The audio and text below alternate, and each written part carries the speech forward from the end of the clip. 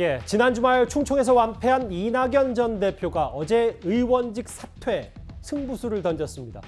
이재명 대세론을 막아야 한다는 배수진을 친 건데요. 하루 만인 오늘 의원실 짐부터 뺐습니다. 어제 오늘 목소리를 저희가 바로 모아봤습니다. 저를 먹여주신 광주 양동의 하숙집 할머니, 저를 자식처럼 돌봐주신 선생님들, 저와 함께 자라고 저를 지금도 도와주는 친구들 모두 고맙습니다.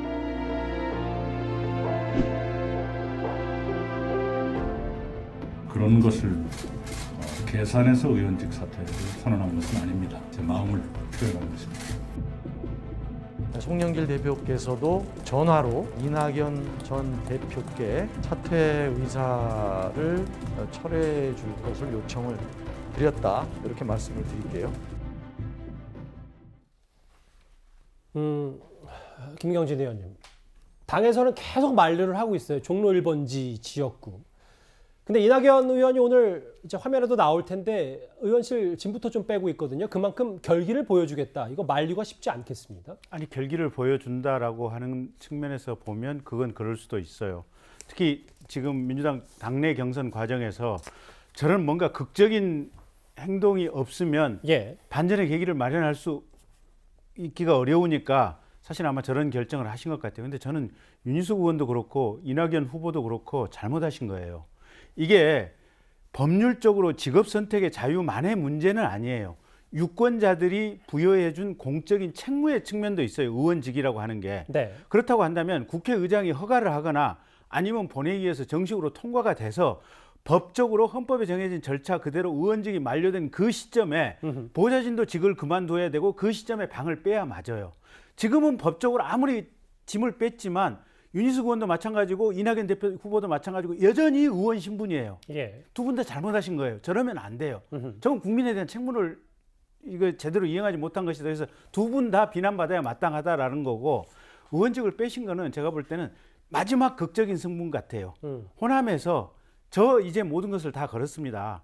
이재명 후보는 아직 나이도 있고 젊지만 저는 이제 여기서 반전하지 못하면 더 이상 기회가 없습니다.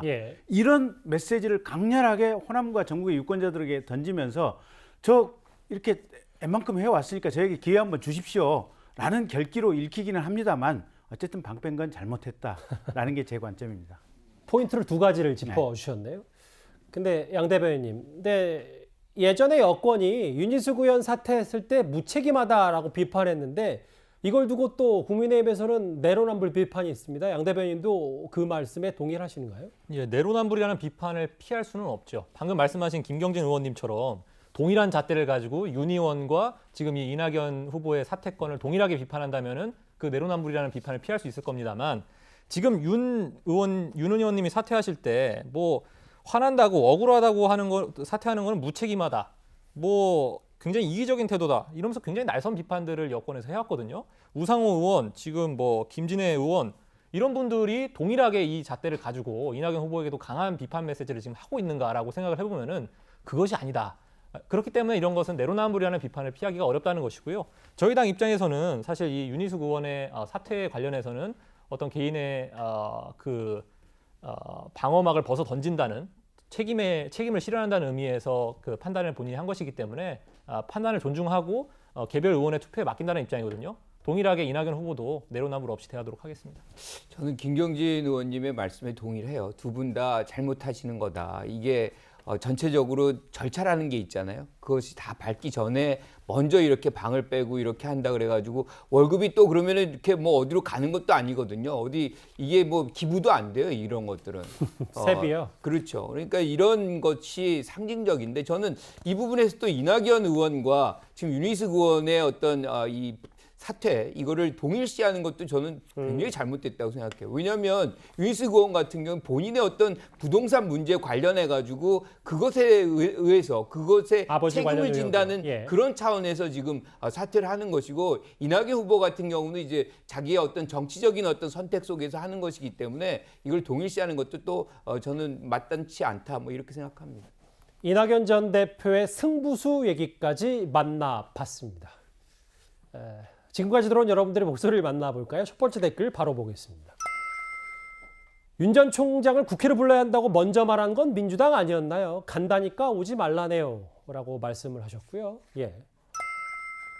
추미애 전 장관은 아들 특혜 휴가 의혹과 관련해서 휴대전화를 제출했나요? 라고 반문을 하셨습니다.